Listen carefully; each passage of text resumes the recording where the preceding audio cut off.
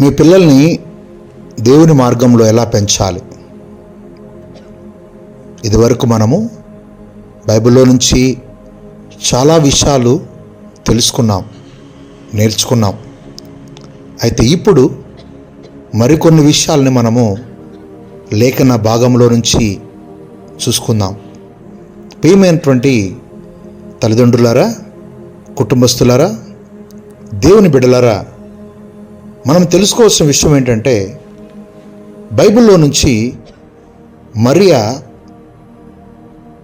యేసుక్రీస్తుని కనిన తర్వాత యేసుక్రీస్తుని ఎలా పెంచింది అనేదాన్ని మనము వాక్యంలో చూసినట్లయితే చాలా తేటగా వాక్యంలో రాయబడింది. లూకాసు వార్త 2వ అధ్యాయము 52వ వచనంలో, యేసు జ్ఞానమందును వయసునందును దేవుని దయందును మనుషుల దయందును వర్ధిల్లుచుండెను.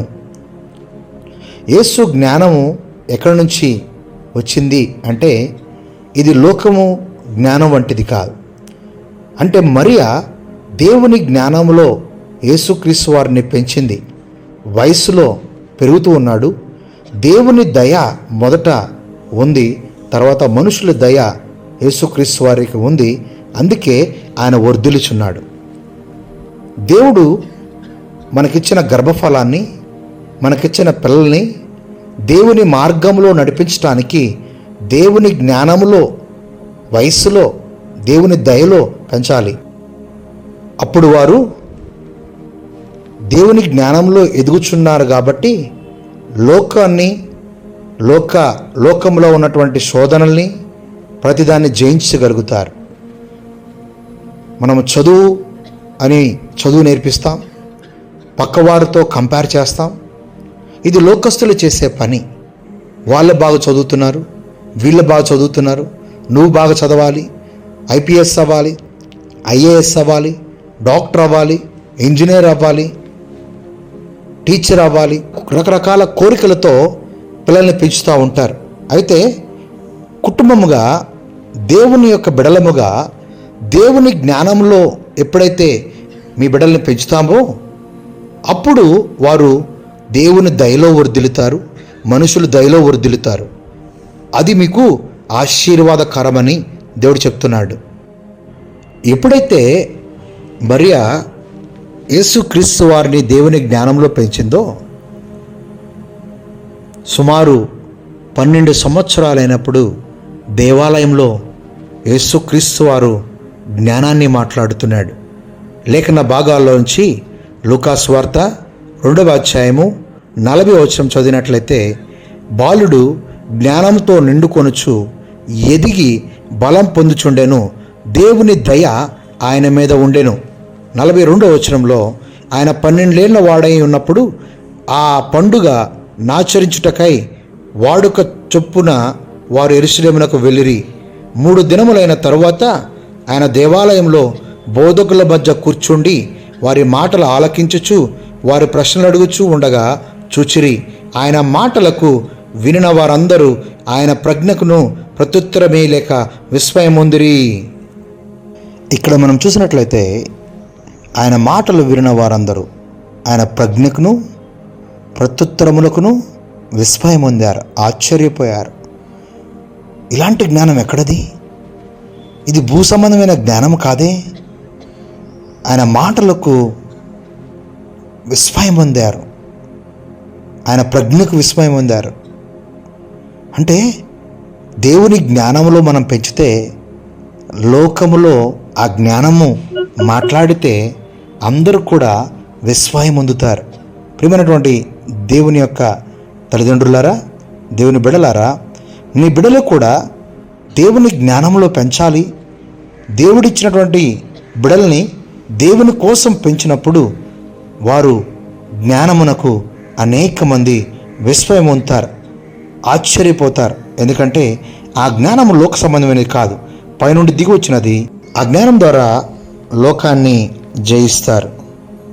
ప్రియమైనటువంటి తల్లిదండ్రులారా, ఒకటి గమనించాలి.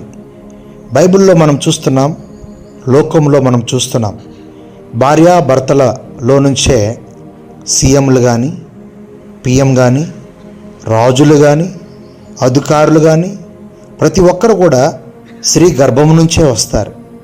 అంటే కుటుంబ వ్యవస్థ అనేది దేవుడి దృష్టిలో చాలా ముఖ్యమైనది. తల్లిదండ్రులుగా నీ గర్భముల నుంచి వచ్చే బిడ్డ మీరు జ్ఞానవంతులుగా మార్చడానికి దేవుని జ్ఞానంలో పెంచితే వారు ప్రయోజకులుగా మారి లోకంలో అధికారులుగా, రాజకీయ నాయకులుగా, ఎమ్మెల్యేలుగా, ఎంపీలుగా, సీఎంలుగా మారుతారు. ఎప్పుడైతే బాలుడుగా ఉన్నప్పుడు జ్ఞానంలో వాళ్ళని పెంచుతావో వారు ఏ స్థానంలోకి వెళ్ళినా కూడా వారు నీతిలో, సన్మార్గంలో జీవిస్తారు. అందుకే కుటుంబ వ్యవస్థ అనేది చాలా ముఖ్యమైనది. తల్లిదండ్రులుగా మీరు భయభక్తుల్లో ఉండి మీ బిడ్డలకు గాన భయభక్తులు నేర్పిస్తే వారు రాబోయే తరాలకి ఆశీర్వాదకరంగా మారిపోతారు.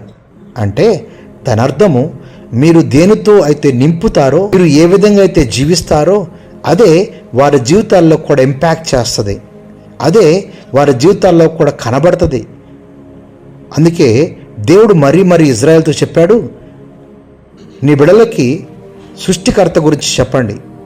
నీ బిడ్డలని కూర్చున్నప్పుడు, లేచినప్పుడు, పండుకొనున్నప్పుడు నా గురించి నేను ఎలాంటి వాడనో, ఎలాంటి అద్భుతాలు చేయగల దేవుడునో, నేను ఎంత ప్రేమిస్తున్నానో, ఎలాగ బానిసత్తులను చుడిపించగలనో నీ బిడ్డలకి నేర్పిస్తే వారు పెద్దవారైనప్పుడు తొలగిపోరు.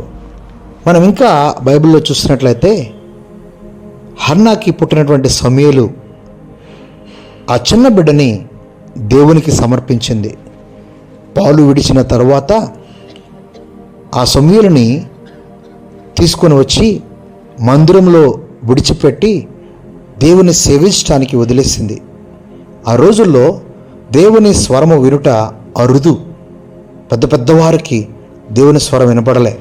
కానీ ఆ చిన్న పిల్లవాడు దేవుణ్ణి సమర్పించుకున్నాడు కాబట్టి, దేవుని యొక్క సన్నిధిలో సేవిస్తున్నాడు కాబట్టి దేవుడు మాట్లాడటానికి సమూయేలు దగ్గరికి వచ్చేసాడు. తల్లి చేసిన ఒక మంచి పని ఆ బిడ్డ, ఆ సమూయేలు మంచి ప్రవక్తగా దేవుడు వాడుకున్నాడు. ఈరోజు నీ సమర్పణే నువ్వు తీసుకుంటున్న నిర్ణయమే నీ బిడ్డల్ని ప్రయోజకులుగా, లోకానికి ఆశీర్వాదకరంగా మార్చేస్తుంది. తల్లిదండ్రులుగా మీరు దేవుని వెంబడిస్తూ, మీరు లోకాన్ని విసర్జించి ఒక మాదిరికరమైనటువంటి తల్లిదండ్రులుగా నిబిడలకి భక్తి నేర్పిస్తూ, నిబిడల్ని దేవునిలో పెంచుతూ, నిబిడల్ని మందిరము తీసుకొచ్చి దేవుని యొక్క ప్రాముఖ్యతను తెలియపరిచి దేవుని సహవాసంలో వాళ్ళని నిలిపినట్లయితే వారి జీవితాలు ఏ ఉద్యోగం చేసినా, ఏ వ్యవస్థలో ఉన్నా దేవుణ్ణి చూపించగలుగుతాయి. అంతేకాకుండా లోకానికి ఆశీర్వాదకరంగా, వెలుగ్గా మారిపోతారు. అది మీ చేతుల్లోనే ఉంది. దేవుని బిడ్డలముగా మీ బిడ్డల్ని ఆ విధంగా పెంచాలని దేవుడు కోరుకుంటున్నాడు. మీ బిడ్డల్ని దేవుని మార్గంలో పెంచినట్లయితే వారిని ప్రేమిస్తూ, వారితో సమయం గడుపుతూ, వారికి నేర్పిస్తూ,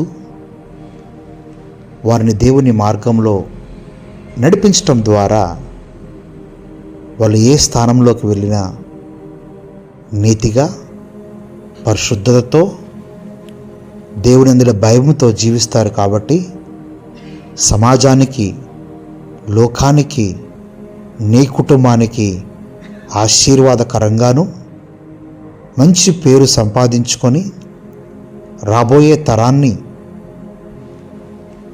దేవుని యొక్క ఆశీర్వాదంలోకి, దేవుని యొక్క మార్గంలోకి వారు మార్చేవారిగా మారిపోతారు.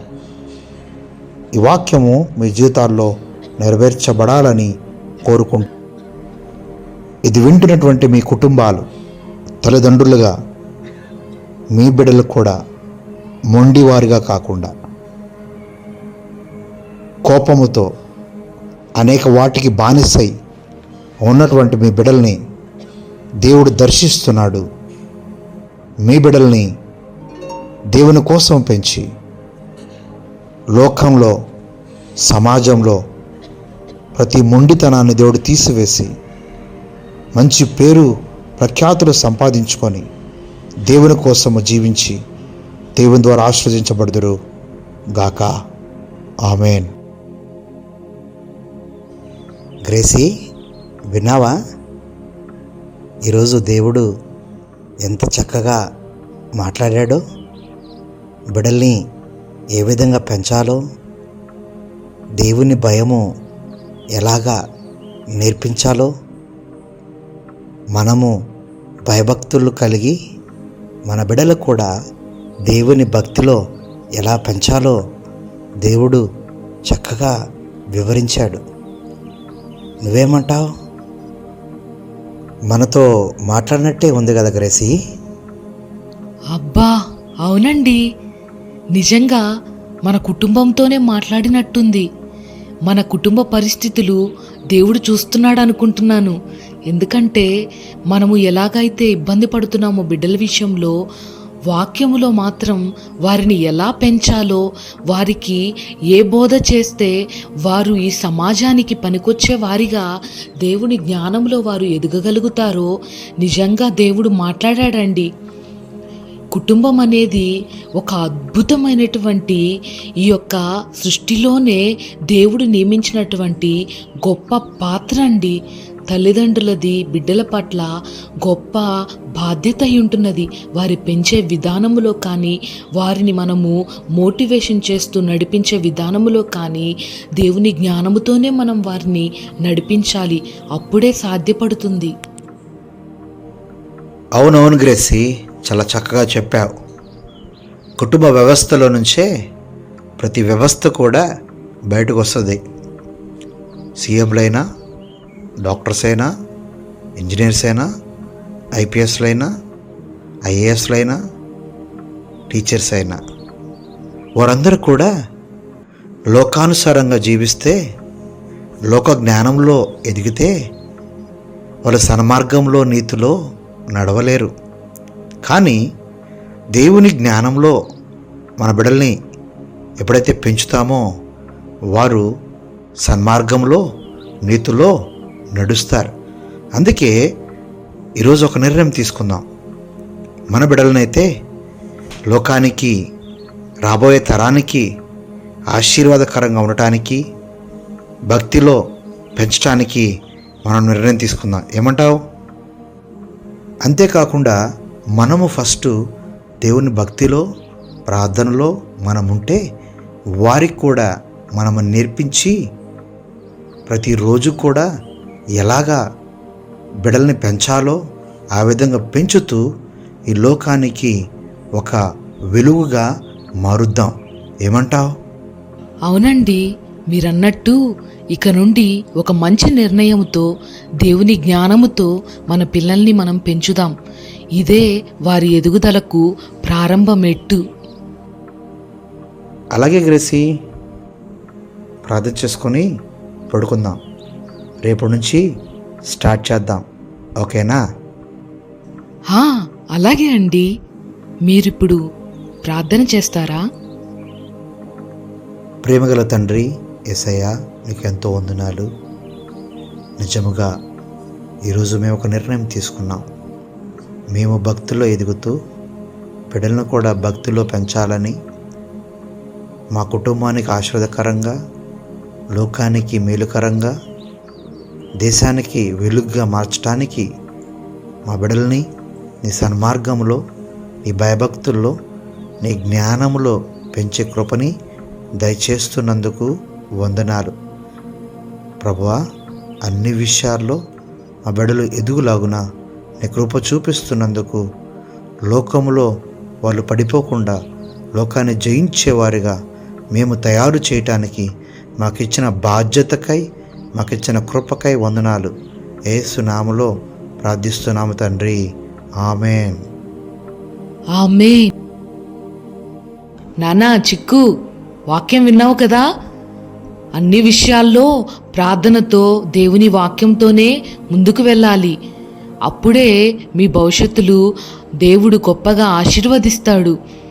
అలాంటప్పుడే మీలాంటి వయసు కలిగిన పిల్లలకు మీరు ఒక మాదిరిగా జీవించవచ్చు. ఓకేనా? ఇక నుంచి మంచిగా దేవుల్లో ఎదగాలి మీరు. అదే మా ప్రార్థన. మేము కూడా దేవుల్లో ఎదుగుతూ మిమ్మల్ని పెంచాలనుకుంటున్నాం. అలాగే మమ్మీ. Good night mummy. అమ్మా హిప్సీ, వాక్యం విన్నావు కదా? ఇక నుంచి ప్రార్థనతో దేవుని వాక్యంతో మీరు ముందుకు వెళ్ళాలి. అప్పుడే మీ భవిష్యత్తులను దేవుడు ఆశీర్వదిస్తాడు. ఓకేనా? ప్రార్థన చేసుకొని పడుకోండి. ఓకే అమ్మా. Good night. హెప్సీ, చిక్కు, వినండి.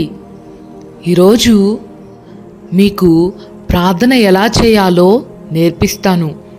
మొదటిగా మనము పరలోకమందున్న మా తండ్రి అని ప్రార్థనను ప్రారంభిస్తూ మీ నిమిత్తమై, స్టడీస్ నిమిత్తమై, దేవుని జ్ఞానం కొరకు, మీకేమైనా అవసరతలుంటే అవసరతల నిమిత్తమై, కుటుంబాల నిమిత్తమై, మన కుటుంబం నిమిత్తమై, దేశము నిమిత్తమై అన్నిటి గురించి ప్రార్థన చేసి చివరిగా యేసుక్రీస్తు నామమున ప్రార్థిస్తున్నాము తండ్రి, ఆమేన్ అనాలి. ఓకేనా?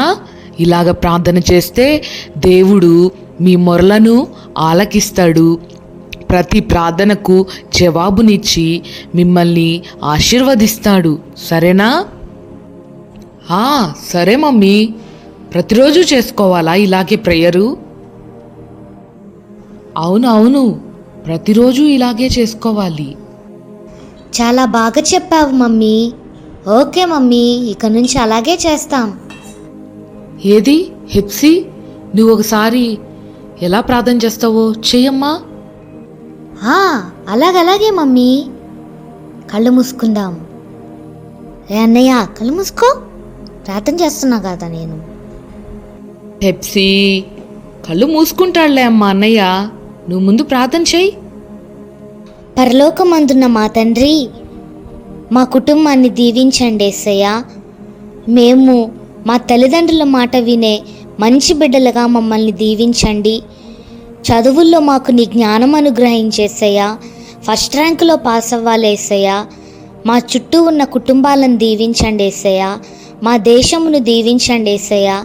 మరి ముఖ్యంగా మా అన్నయ్య నేను ప్రేమ కలిగి మంచిగా మా పేరెంట్స్ మాట వింటూ వారిలో మేము మంచిగా జీవించేలాగా, మంచి పేరు తెచ్చుకునేలాగా మాకు సహాయము దయచేయమని యేసుక్రీస్తు నామమున ప్రార్థిస్తున్నాము తండ్రి.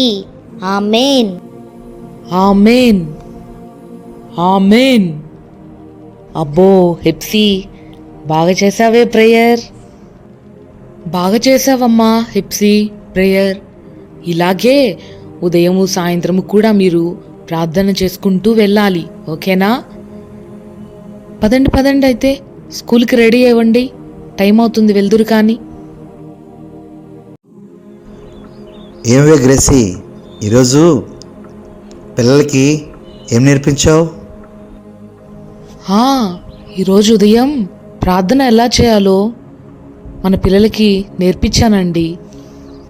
చాలా మంచి పని చేసావు గ్రేసీ. స్కూల్ నుంచి పిల్లలు వచ్చేసారా? వచ్చేసారండి. హెప్సీ, చిక్కు, రండి, డాడీ పిలుస్తున్నారు. హెప్సీ, డాడీ పిలుస్తున్నట్టున్నారు, వెళ్దాం పదా. అవునవునా అన్నయ్య. మమ్మీ వస్తున్నాం మమ్మీ. హెప్సీ, చిక్కు వచ్చారా? ఇట్లా కూర్చోండి. మార్నింగ్ మమ్మీ ప్రేయర్ నేర్పించింది కదా, ఈరోజు బైబిల్లో నుంచి ఒక కథ మీతో షేర్ చేస్తాను. బైబిల్లో యేసయ్య అని ఒక తండ్రి ఉన్నాడు. ఆ తండ్రికి 8 మంది కుమారులు. వారిలో 7 మంచి కండలు సంపాదించుకున్నారు, యుద్ధములో ప్రవీణులు, ఆజానుబాహులు. అయితే ఆఖరివాడు దావీదు మాత్రము గొర్రెలు కాచుకునేవాడు. ప్రతిరోజు కూడా తండ్రి యొక్క గొర్రెలు తీసుకువెళుతూ ఆ గొర్రెల్ని మేపుతూ ఆ ఎడారిలో, ఆ పొలములో పచ్చదనం ఉన్న చోటకి వెళుతూ అక్కడ దేవుణ్ణి పాటలతో ఆరాధిస్తూ ఉండేవాడు. అది ప్రతిరోజు కూడా దేవాతి దేవుడు చూస్తూ ఉన్నాడు. అయితే 7 మాత్రము యుద్ధానికి సిద్ధపాటు కలిగి అన్ని విద్యలో ప్రావీణ్యత చెందినవారు. దావీదు మాత్రము పొద్దున్నే అన్నము తీసుకొని పొలంలోకి వెళ్ళి ఆ చెట్ల మధ్యలో కూర్చొని గొర్రెల మేపుతూ ఆరాధిస్తూ ఉండేవాడు. దేవుణ్ణి స్తుతిస్తూ ఉండేవాడు. ఇదంతా కూడా దేవుడు చూస్తూ ఉన్నాడు. ఒకసారి ఏం జరిగిందో తెలుసా? గొర్రె పిల్లని తీసుకువెళ్ళటానికి సింహం వచ్చింది. ఇంకొకసారి ఎలుగుబంటి వచ్చింది. అయితే దేవుని శక్తి ద్వారా ఆ రెండింటిని కూడా చంపేశాడు. ఎందుకో తెలుసా? దావీదు దేవుణ్ణి స్తుతిస్తున్నాడు కాబట్టి దేవుడు ఆ శక్తినిచ్చి ఆ రెండింటిని హతమార్చే విధంగా దేవుడు దావీదుని వాడుకున్నాడు. ఆ రెండింటి ద్వారా గొర్రెల్ని కాపాడగలిగాడు. అంతేకాకుండా దావీదు ప్రతిరోజు దేవుడితో సహవాసం కలిగినాడు. అందుకే ఈ 7 అన్నదమ్ముల్ని దేవుడు చూడలేదు, కానీ 8వ వాడైన దావీదుని మాత్రము దేవుడు చూసి, ఇతడు నాతో సంబంధం ఏర్పరచుకున్నాడు, నన్ను స్తుతిస్తున్నాడు, నన్ను ఆరాధిస్తున్నాడు కాబట్టి ఇతడు నా మాట వింటాడని ఆ గొర్రెలు కాసుకున్న దావీదుని అభిషేకించడానికి సమూయేలు అనే ప్రవక్త యెష్షయి వాళ్ళ తండ్రి గారు అయినటువంటి ఇంటికి వచ్చి దావీదుని పిలవనంపించి అభిషేకించాడు. రాజుగా ఆ రోజు దావీదు అభిషేకించబడ్డాడు సమూయేలు ప్రవక్త ద్వారా. మనుషుల మెప్పు మనకు అవసరం లేదు, కానీ ఈ లోక జ్ఞానము, లోక బలము, వీటన్నిటికంటే ముఖ్యము దేవుడి సన్నిధిలో వెతికేది, దేవుడితో సంబంధం ఏర్పరచుకునేది, దేవుడితో మాట్లాడేది. ఎప్పుడైతే మనము కలిగి ఉంటామో దేవుడు మనల్ని చూస్తాడు, మనల్ని ఉన్నత స్థానంలోకి తీసుకెళ్తాడు. అంతేకాదు, దావీదుని ఏ విధంగా అయితే దేవుడు అభిషేకించాడో మిమ్మల్ని కూడా దేవుడు అనేక వాటికి అభిషేకించి ఉన్నత స్థానంలోకి తీసుకెళ్తాడు. అర్థమవుతుందా పిల్లారా? ఈ విధంగా మనం ఉండాలని దేవుని చిత్తమై ఉన్నది. దావీదుని చూసిన దేవుడు మనల్ని కూడా చూస్తున్నాడు. మనం ఏమి చేసినా, మనం ఏం మాట్లాడుతున్నా, ఏది ఆలోచిస్తున్నా, మనం ఏ చెడుతనమో చూసినా కూడా దేవుడు చూస్తున్నాడు అనే దాని మీద మనం తెలుసుకొని, గ్రహించుకొని దేవుడిలో జీవించాలి. ఆ విధంగా మీరు కూడా ప్రతిరోజు ప్రార్థన చేసుకొని ఒక అధ్యాయము వాక్యం చదువుతూ, రోజు మేము చెప్పే బైబిల్ కథలు వింటూ దేవుని జ్ఞానంలో ఎదిగినట్లయితే మీరు అన్నిట్లో కూడా మొదటి స్థానంలో ఉంటారు. లోకంలో కూడా మంచి పేరు సంపాదించుకుంటారు. అంతేకాకుండా ఉన్నత స్థానంలోకి దేవుడు మిమ్మల్ని తీసుకెళ్తాడు. ఎందుకంటే ఇదే మీ పట్ల దేవుడి చిత్తమైనది. తల్లిదండ్రులుగా మేము మీకు డబ్బులు ఇవ్వగలుగుతాము, మేము చదివగలుగుతాం, కానీ దేవుని జ్ఞానంలో ఎదిగితే దేవుని ఆశీర్వాదాలు మీ జీవితంలో దేవుడు చూపిస్తాడు. అప్పుడు దేవునికి పేరు తెచ్చేవారుగా ఉంటారు, మాకు కూడా పేరు తెచ్చేవారుగా ఉంటారు. మేము మీ పట్ల గర్విస్తాం. ఓకేనా? సో రోజు కూడా ఇవన్నీ చేసి, అలాగే చదువును కూడా చదువుతూ హోంవర్క్ రాసుకుంటూ ముందుకు వెళ్ళండి. దేవుడు ఆశీర్వదిస్తాడు. ఓకే నా చిక్కు హెప్సీ, ఇలాగ చేసి కొన్ని రోజుల తర్వాత మీ జీవితాలు ఎంత మారుతాయో మనం నేర్చుకున్న దాన్ని పాటించి, ఆచరించి దానిలో జీవించదము. ఓకేనా? సరే, మీ ఇద్దరు కూడా వెళ్ళి హోంవర్క్ రాసుకోండి. వావ్, ఈ రియల్ స్టోరీ చాలా బాగుంది డాడీ. నిజంగా మీరు చెప్తుంటే ఇంకా ఇంకా వినాలనిపిస్తుంది. Okay daddy. అలాగే డాడీ, హోంవర్క్ చేసుకుంటాం డాడీ. అవును డాడీ, మీరు చెప్తుంటే వినాలనిపిస్తుంది. ఇంకా రోజుకొక స్టోరీ చెప్పు డాడీ. అందులో మన బైబిల్ నుండి కాబట్టి ఇంకా తెలుసుకోవచ్చు. నేను కూడా దావీదులాగా దేవుని దృష్టిలో మంచి పేరు పొందుకుంటాను డాడీ. చాలా సంతోషంగా ఉంది నాకు.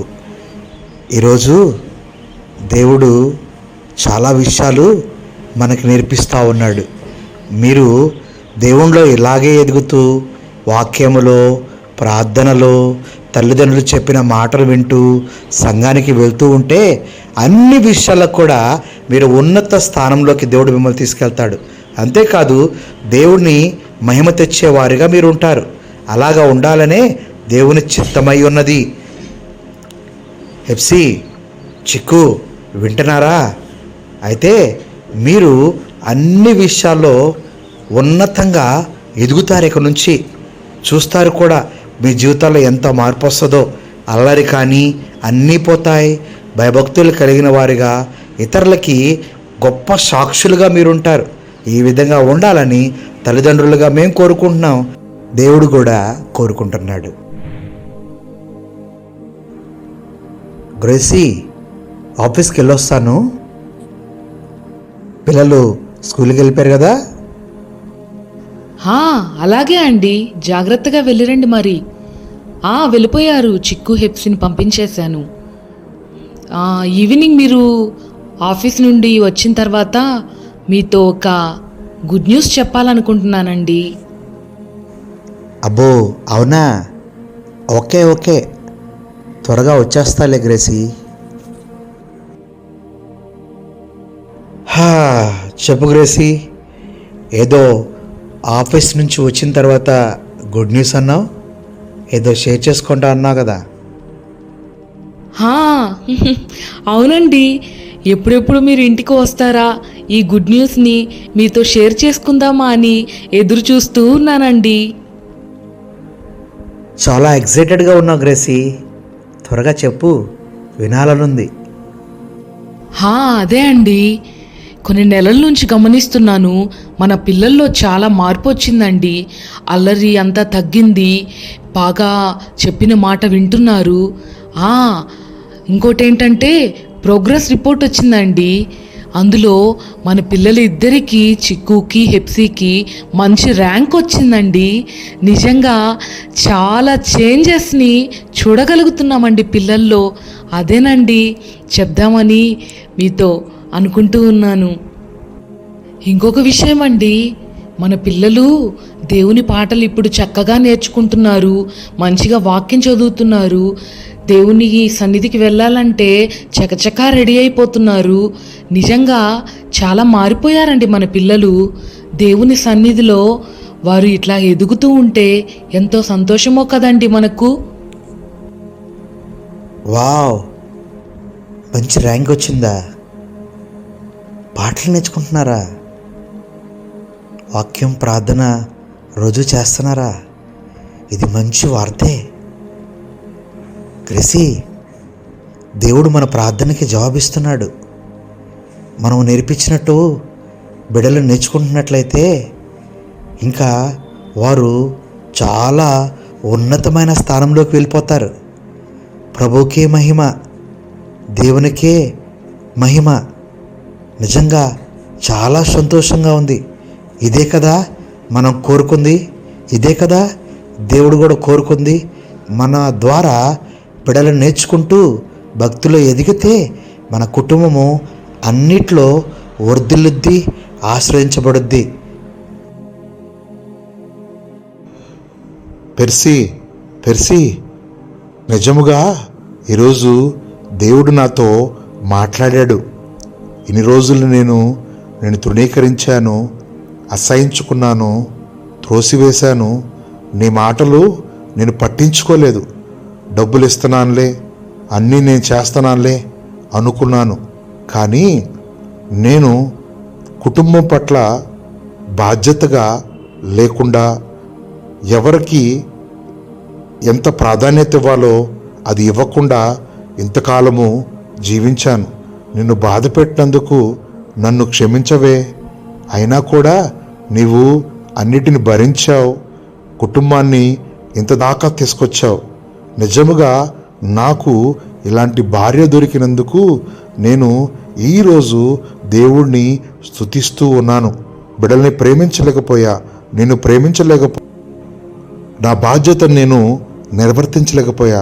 కానీ ఒక నిర్ణయం నేను తీసుకున్నా.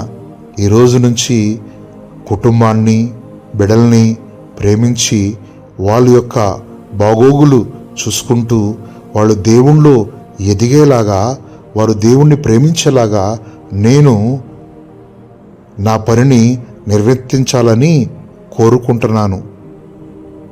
అయ్యో పర్వాలేదండి, అంత మాట ఎందుకు, మీలో మార్పు వచ్చింది, అదే చాలా సంతోషం అండి. నిజంగా దేవుని యందు భయభక్తులతో మనము మన పిల్లల్ని పెంచితే వారు దేవుని దయందును మనుషుల దయందును వర్ధిల్లుతారు కదండి. అది మనకి సంతోషము, దేవుణ్ణి సంతోషపెట్టిన వారం అవుతాం. మన కుటుంబాన్ని బట్టి అనేకులు దేవుణ్ణి ఎరుగుతారండి. అమ్మో షైనీ, విన్నావా? చర్చి నుంచి వచ్చిన తర్వాత అక్కడ దేవుని వాక్యం చెప్పినట్టుగా డాడీతో దేవుడు మాట్లాడినట్టున్నాడు. డాడీలో కొంచెం చేంజ్ కనిపిస్తుంది. డాడీ మార్పు చెందుతున్నాడు షైనీ. ఇంకటి నుంచి చర్చికి వస్తాడు డాడీ. మనం కూడా మార్పు చెందాలి, లేకపోతే చర్చికి రాకపోతే డాడీ మమ్మీ ఊరుకోరు. అవునవునన్నయ్య, ఇక నుండి మనం కూడా వాక్యంలో విన్నాం కదా, ఫోన్స్లో గేమ్స్ ఆడొద్దని, ఫోన్స్తో ఎక్కువ గడపొద్దని, అల్లరితో కూడిన ఆటపాటలు ఆడకూడదని దేవుని వాక్యంలో చెప్పినట్టుగా మనం కూడా మారాలి. అప్పుడే మనకి దేవుడు మనల్ని మంచి బిడ్డలుగా తీర్చిదిద్దుతాడు. అప్పుడే మన పేరెంట్స్ కూడా మనల్ని అప్రిషియేట్ చేస్తారు కదా. అవునవును షైనీ, ఇక నుండి నేను కూడా బయటికి వెళ్ళి ఎక్కువసేపు గడపడం, నా ఫ్రెండ్స్తో ఎక్కువ టైము ఆటలాడడం అలా చెయ్యను. ఇక నుంచి ప్రార్థన, దేవుని వాక్యం, వాటితోనే మనము ముందుకు కొనసాగించబడాలి. లేకపోతే లాభం లేదు. వాక్యం వింటుంటే భయం వేసింది నాకు కూడా. పెర్సీ రెడీ అవ్వండి, అందరం బయటికి వెళ్దాం. కిట్టుకి అను శైలి కూడా చెప్పు, త్వరగా రెడీ అవ్వాలి. అమ్మో అండి, మీరేనా అలా మాట్లాడేది? ఇది అస్సలు ఎక్స్పెక్ట్ చేయలేదు నేను. ఓకే అండి, రెడీ అవుతాం. చెప్తాను కిట్టుకి, షైనీకి. ఇవ్వండి, మీకు ఒక విషయం చెప్పాలండి. మీరు ఎప్పుడైతే కుటుంబాన్ని పట్టించుకుంటూ, పిల్లలపైన ప్రేమ చూపుతూ, కుటుంబం పైన బాధ్యతగా దేవుడు నేర్పించిన విధంగా మనము నడుచుకుంటున్నామే, అప్పటి నుంచి పిల్లల్లో చాలా మార్పు కలిగిందండి. ఎందుకంటే తల్లిదండ్రులుగా మనల్ని చూసే కదండి వారు నేర్చుకుంటారు. కాబట్టి మన కిట్టు కానీ షైనీ కానీ వారు ఫోన్స్ పట్టుకోవడం మానేశారండి. కిట్టు అయితే ఫ్రెండ్స్తో చెప్పకుండా బయటికి వెళ్ళిపోయేవాడు కదా, ఇప్పుడు అలా లేడండి.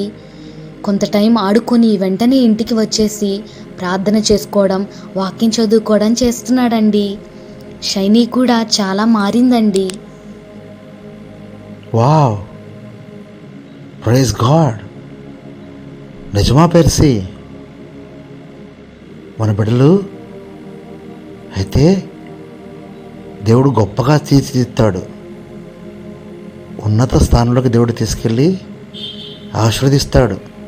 మనకంటే ఎక్కువ కార్యాలు వాళ్ళ జీవితంలో దేవుడు చేస్తాడు. ఇది మంచిగా మార్పే. ఏమ్మా శని, ఎలా ఉందమ్మా ఇక్కడికి రావటం? సంతోషంగా ఉందా తల్లి?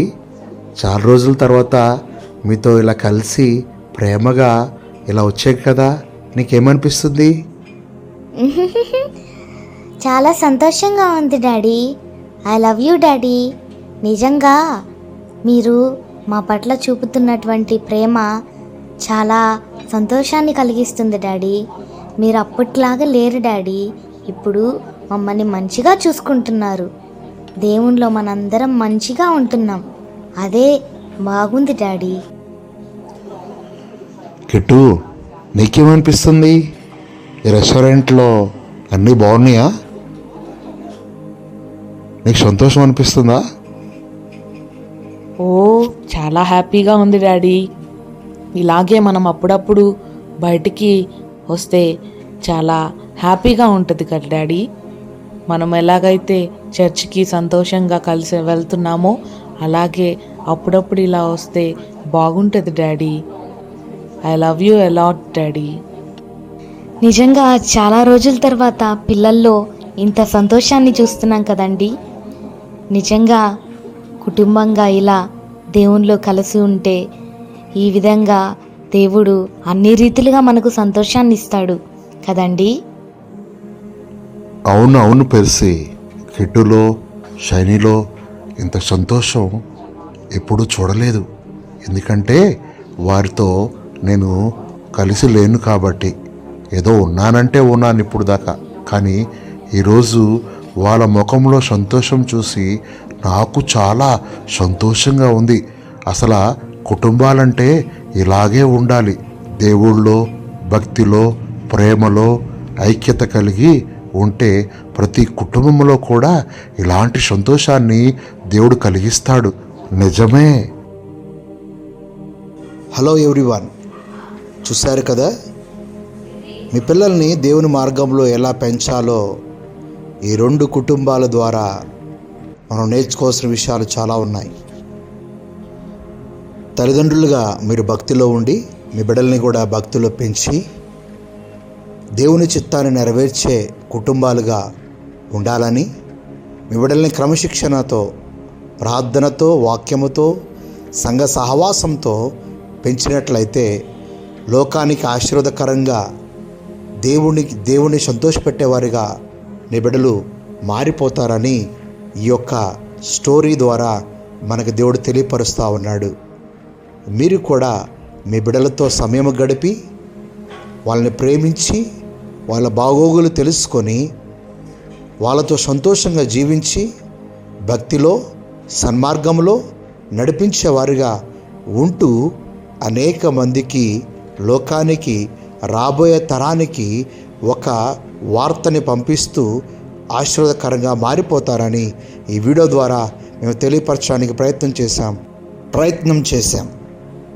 ఈ వీడియో మీకు నచ్చిందని, ఇంకా అనేక వీడియోస్తో మేము ముందుకు వస్తాం. ప్లీజ్ అనేక మందికి షేర్ చేయండి, సబ్స్క్రైబ్ చేయండి. దేవుని యొక్క సత్యాలు ఈ యానిమేషన్ వీడియో ద్వారా దేవుడు మీకు తెలియపరుస్తున్నందుకు ఆనందించండి. Thank you. God bless you all.